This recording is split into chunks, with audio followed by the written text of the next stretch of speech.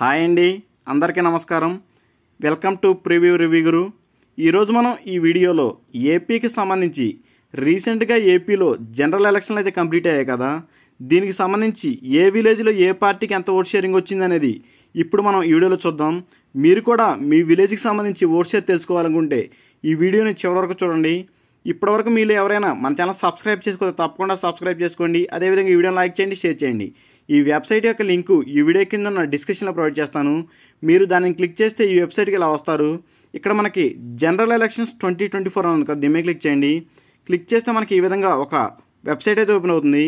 ఇక్కడ మనకి form 20 parliamentary constituencies అని ఉంది, దాని మీద క్లిక్ చేయండి.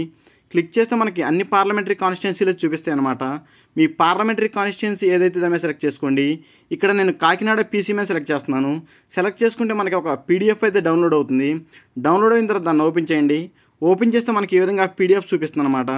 ఇక్కడ మనకి సీరియల్ నెంబర్ అని ఉంటుంది. ఇక్కడ సీరియల్ నెంబర్ అంటే మీకు మీ బూత్ నెంబర్ అయితే ఉంటుంది. మీ బూత్ అంటే మీకు ఎలక్షన్ అప్పుడు మీ బూత్ నెంబర్ ఉండిద్ది. దాని మీద వచ్చేయండి.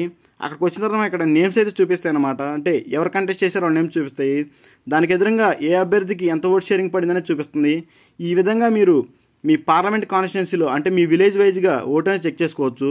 అదేవిధంగా మీ కాన్స్టిట్యున్సీ వైజ్గా చెక్ చేసుకోవాలనుకుంటే ఇక్కడ మనకి తుని, పిఠాపురం, పత్తిపాడు ఇలా కాన్స్టిట్యున్సీస్ ఉండి ఈ కాన్స్టిట్యున్సీలో కూడా ఏ అభ్యర్థికి ఎంత ఓటు పడిందని కూడా చూసుకోవచ్చు.